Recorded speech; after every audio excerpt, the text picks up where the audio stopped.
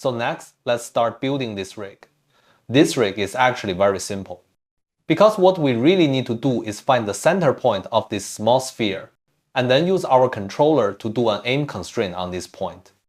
As for the specific up mode, we can choose object up or object rotation up, either is fine. There's no specific requirement here, because we haven't done any rigging on the base itself, and we don't need it to move as a whole. We just need this arrow model to always point at our controller. After all, this is just a very simple little exercise. So the first thing we can do is find the center point of this small sphere. Because usually when we get models, they look like this. The model itself might be oddly shaped, and its pivot point is at the word origin. So the job of finding its actual pivot point for movement is actually something we riggers have to do ourselves.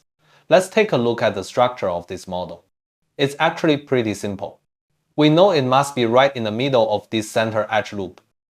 That's actually our center point. So how do we find it? There are many ways. One thing we can do here is create a few locators. Under Create Locator, we can create a locator. Let's isolate it so we can see it. We can take a look at what a locator is. Basically, you can just think of a locator as a transform node. It just has an extra cross shape, making it easier for us to see and select in the scene. Because we know a pure transform node is invisible in the scene by itself. Okay, I've created one here. Let's turn on wireframe display. Find this icon here. Or if you can't find it, you can also find wireframe unshaded under shading. It's the same thing. So here we can start to find, we said it's this middle loop, right? I'll find the positions of two of its vertices. Duplicate one. Okay, now I have two. So the center point of these two should be the position I'm looking for. So I'll duplicate a third one. Let's select these two. Then select our third one. Under Constraint, we find Point Constraint. Turn off Maintain Offset. We know this will let each driver object control it by 50%. So it will automatically snap it to the center position of our two driver objects, which is exactly the position we want to find. Let's click Apply. And just like that, we found the position. Then we delete this constraint node. It will stay at the position we want. At the same time, let's delete the other two. So this is the position we needed. Now let's rename it, following the naming convention we talked about before. First is our type. Here is a locator, so we abbreviate it as LOC. Then we use a double underscore. Then the side. Here it's the center because we don't have left or right on this model. So we use C for center to represent it. Next is our description. What is this node actually for? This node is one of our center pivots. So here we use aim pivot.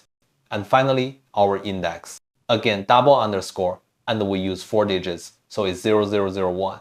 So with that, we have a locator representing our rotation center. Okay, next, the other thing we need is a reference object for our up direction. This depends on whether you use object up or object rotation up. I'll use object up here. So let's duplicate one. I'll change pivot to up. Then let's move it over here. Place it more towards the front. This way we use it to represent our up position. And we have our controller, right? So we'll use our controller to do an aim constraint on this center point. Let's copy the name of this up locator first, because we'll need it in a moment. Select our controller, select our center point. In Constraint, find aim constraint. The settings here are the same as before.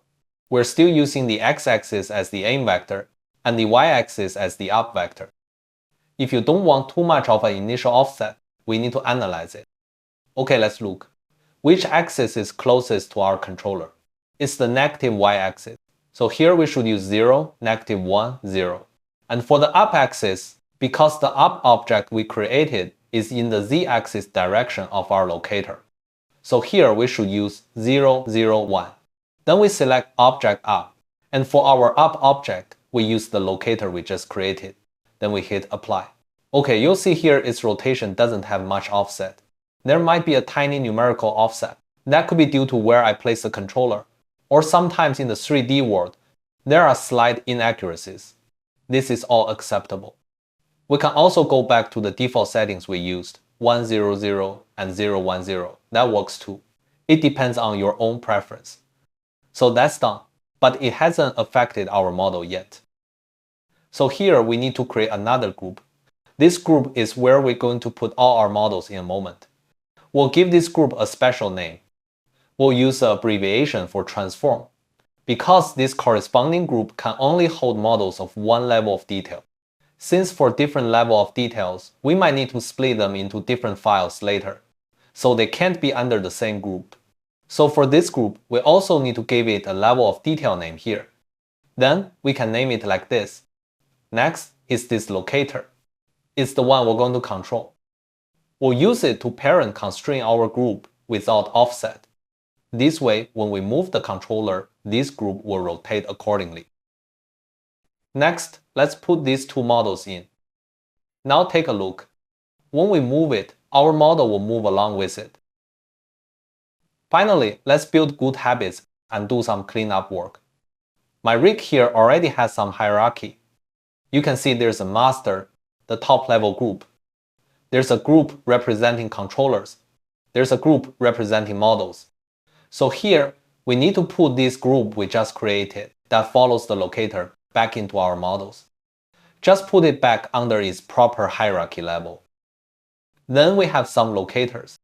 These things shouldn't be under controllers, nor under our models. So here we'll create a separate group for them. Let's call it rig nodes. And still place it under our master. We can even hide it, because we don't want animators touching these nodes. So look here. In the end, we have a controller affecting our model. So we're done with this simple rig. As for exactly how to set up and plan these hierarchies, we'll explain that in detail in later sections. For now, just follow along step by step.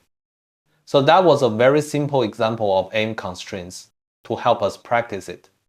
In the next section, we'll take it a step further to really help us understand aim constraints better. See you in the next video.